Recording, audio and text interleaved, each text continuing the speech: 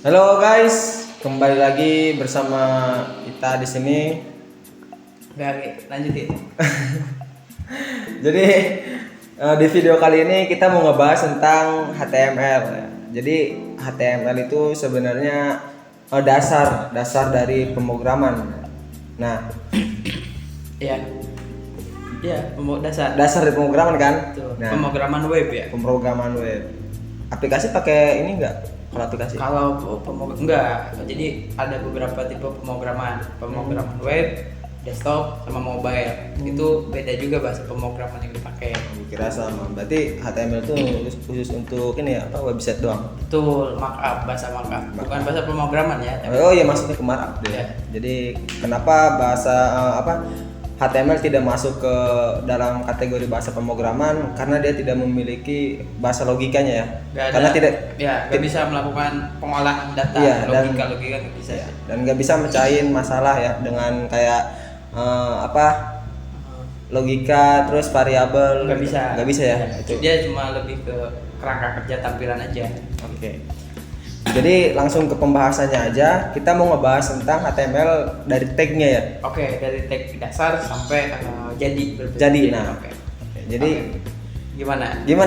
Mulainya dari mana coba? Nih lihat nih. Ya, gue mau lihat nih. Oke, sekarang kita buka text editor ya. Ya. Di sini kelihatan nggak sama text editor yang gue liatin? Kelihatan. Oke.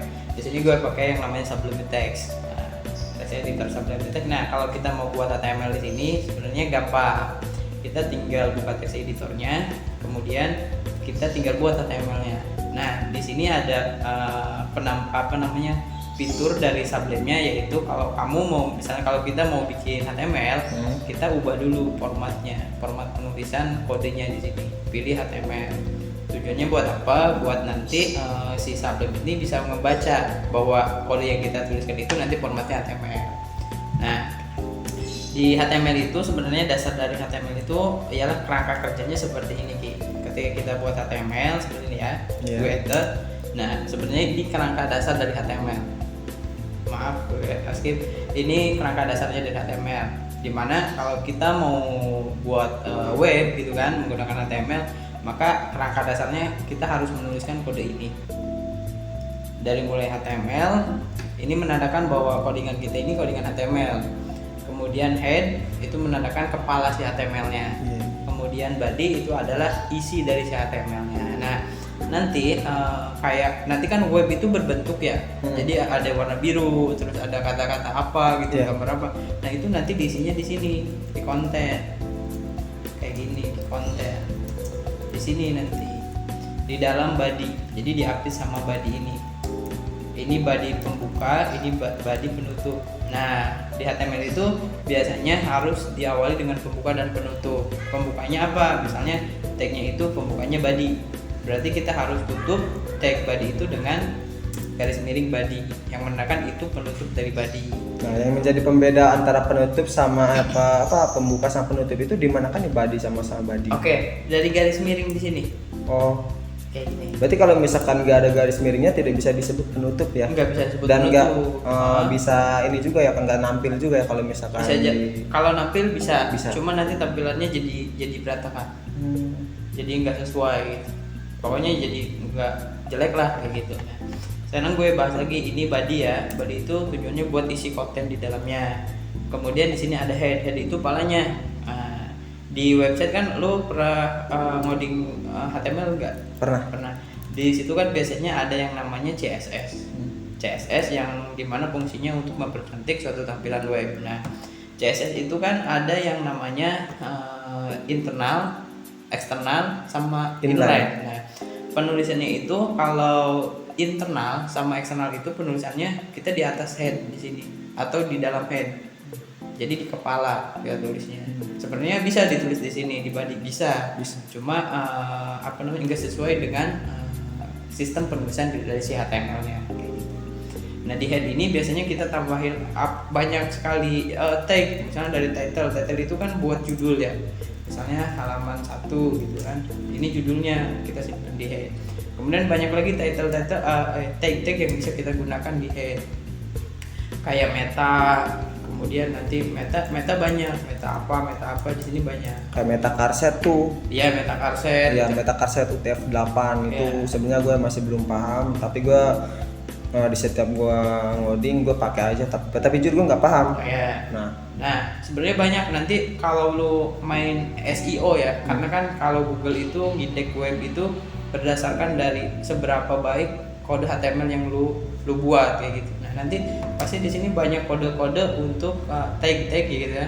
Untuk nanti gimana caranya si Google itu mengenali website kita. Biasanya banyak tuh di sini bisa jadi panjang tuh. Kayak misalnya meta title gitu kan. Meta title misalnya ini adalah halaman web pembelajaran gitu kan. Nah, tujuannya buat apa ini? Tujuannya buat ketika orang cari di Google halaman web pembelajaran, website kita ikut kecari di Google kayak gitu. Ini biasanya digunain pada situs-situs berita kayak detik.com dan lain sebagainya. Nanti mereka banyak meta title-nya. Saking banyaknya, saking berapa baris gitu. Tujuannya buat apa? Buat itu ketika kita di Google cari pembelajaran gitu kan, website kita bisa kedetek sama Google. berarti ini maksudnya ke SEO gitu ya? Iya, SEO tekniknya. tekniknya kayak gitu. Pokoknya SEO itu HTML itu berperan penting di SEO kayak gitu. Oke, kita lanjut lagi Ki. Ini kerangka dasarnya ya. Ya. Jadi kalau lu mau buat HTML, lu harus buat kayak gini dulu kerangka dasarnya. Berarti ini dasar banget. Berarti dasar ini banget. nggak jauh beda sama kita mau bikin kop surat gitu ya? Betul, Ya, nggak beda jauh. konsepnya sama kayak gitu aja. Konsepnya sama. Ini kan cuma ada body, terus body ya. Ada Iya. yang namanya footer. Nah footer itu nanti lu sebenarnya bisa di dalam body atau enggak lu di sini. Oh, bisa juga di bawah body juga bisa. Bisa. Di dalam body juga bisa. Bisa atau enggak lu gini. Kalau lebih keren ya. Ya. Lu gini. Header. Nah, berarti lu bikin ininya kan, header atas, terus body kan, footer sini kayak gini. Tapi kebanyakan web yang ini kan, kalau tag ini kan tag baru. Iya. Jadi sebelumnya itu ngodingnya itu kebanyakan nggak pakai yang namanya footer header. Kebanyakan mereka langsung buatnya di sini di body, pakai tag HTML langsung. Nah, seiring perkembangan zaman, barulah HTML nyedain juga tag ini. Tujuannya buat apa? Buat lebih rapi, mana header, mana body, sama mana footer. Kayak gitu Ki. Tapi kan head sama header apa bedanya? Kan sama-sama ini. Head itu kepala buat ini, buat kayak lu mau tadi kayak buat SEO, nampilin tag SEO, buat nampilin tag JavaScript atau CSS. Nah, sementara header di sini adalah buat nanti lu bikin header dari si webnya. Lu pernah lihat nggak salah satu web yang depannya ada menu home, kemudian cari gitu kan? Nih kita coba buka ya. Gue liatin ya. Ya. Nih, misalnya kita ambil tadi kasus coffeetindo.com. Nah, gue mau contohin mana itu header. Sebenarnya kalau di web itu kalau kerangka kerjanya ya, ada header, sidebar, right bar, footer sama konten. Cuma right bar sama sidebar sekarang jarang ada yang pakai. Kebanyakan mereka pakai header, footer sama konten nih. Yang disebut header itu ini atasnya. Kayak layanan blog itu ditulisnya di header. Oh, di header. Di header. Nah, konten itu mana? Konten itu nih yang gerak. Isinya. Sementara footer itu mana? Footer itu paling bawah.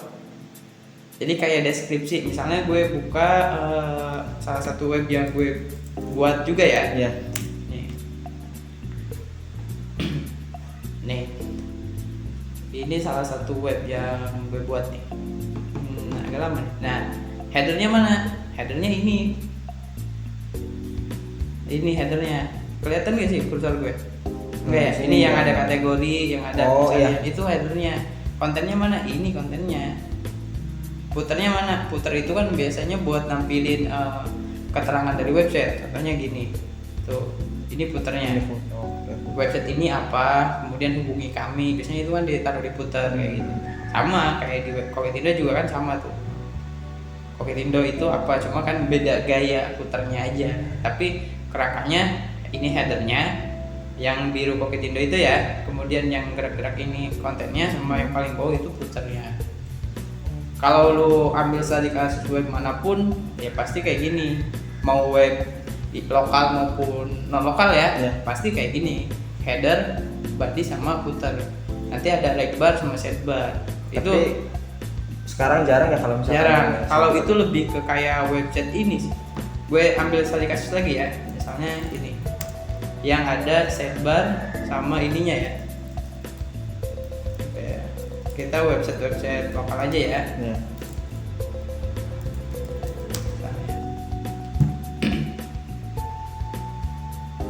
Ini gue close dulu ya. Nah di sini regbar yang regbar sini. Jadi ada apa namanya? Ada informasi yang ada di samping sebelah kanan atau kiri. Tengahnya diupdate dengan konten gitu. Tetap kerangka kerjanya harus ada atasnya, ini footernya, ini headernya. Kemudian bawahnya footernya ini ya kan. Kemudian kanan kirinya ini dia. Gitu Ki. Kerangka dari HTML. Dasarnya sih kalau kebanyakan kayak gitu. Juga.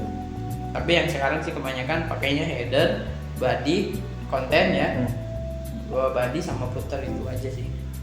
Berarti yang sekarang paling populer itu nggak ada, maksudnya yang paling populer itu nggak pakai ini ya, yang nggak pakai sidebar gitu. Nggak pakai. Kalau Kalau sekarang itu. kalau itu gayanya gaya bisa dibilang gaya jadul ya, gaya kayak blogspot kayak gitu.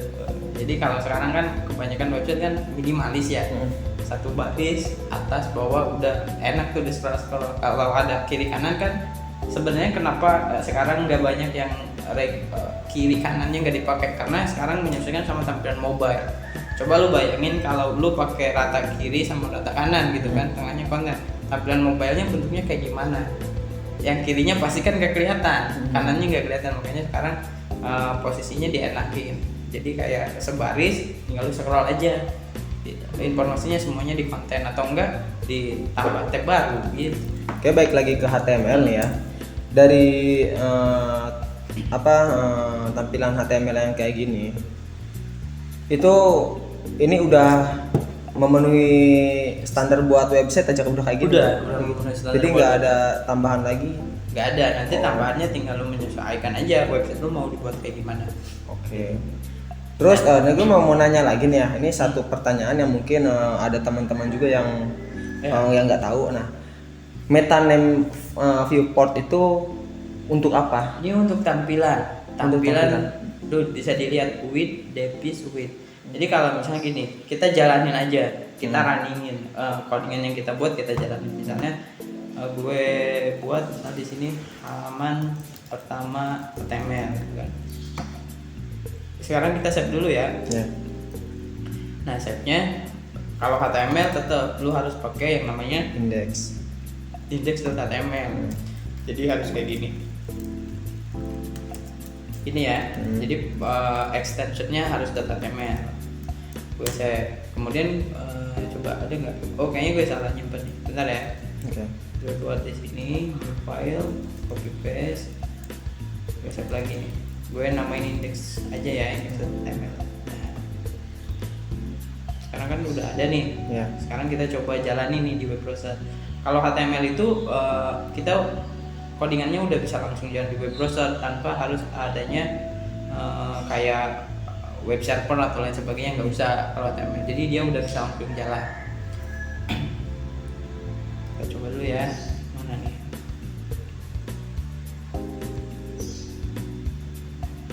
Gue buka foldernya dulu, gimana nih? Foldernya kebuka.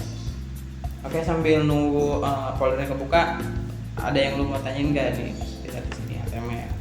Sebenarnya sih menurut gue ya, ini kan gue juga kayak mewakili bagi pemula juga yang pengen belajar HTML. Yeah.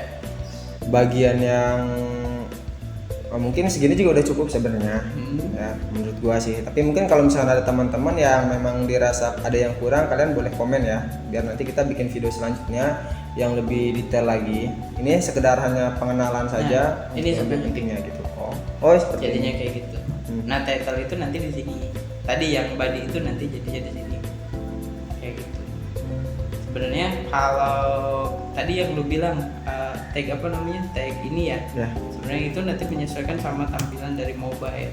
Oh. Jadi kalau misalnya lu gak pakai kayak gini, ketika lu inspect tampilan web lu ya, Ya. ketika lu nanti itu jadi tampilannya tetap tampilan ini, tampilan apa namanya, web tuh, posisinya kecil tuh. Karena dia mengira bahwa codingan ini khusus untuk web browser tampilan dari si laptop. Nah, fungsinya ini kita lihat perbedaannya ya. Ketika gue aktifin ya, gue aktifin. Nah, nanti si web browser itu bakal bisa ngenalin secara otomatis HTML-nya ini dibuka di mana. Coba kita refresh ya. Nah, tuh. Jadi dia menyesuaikan otomatis. Oh, codingan ini dibuka di mobile, misalnya, berarti nanti dia nampilin versi mobile-nya. Kalau kita matiin mau dibuka di laptop ataupun di HP tetap sama bentuknya, tampilan ini laptop, tampilan PC gitu. Makanya ini penting banget fungsi ini, viewport. Jadi buat ngebedain dia nanti dibuka di mana, nanti menyesuaikan otomatis gitu Ki. Oh, seperti itu. Nah, sebenarnya sih ini sih udah cukup ya, segini menurut gua. Nanti mungkin kayak yang tadi gua bilang, buat teman-teman yang memang ngerasa ada yang kurang atau yang ada yang mau ditanyain lagi, silahkan komen aja. Nanti kita bikin video yang lebih versi lengkapnya ya. Oke. Berarti yang CSS nanti aja di Ya, next video ya. next video. Oke. Berarti kita masih punya PR inline, internal sama eksternal. Oke. Kita lanjut di video selanjutnya aja ya. Ya, kita lanjutin di video selanjutnya aja ya. Jadi terima kasih buat yang sudah nonton. Terima kasih juga yang udah like sama komen dan subscribe-nya juga, terima kasih. Oke, mungkin Oke, ya gitu aja. Siap. gitu aja yuk. Sekian. Sekian. Bye.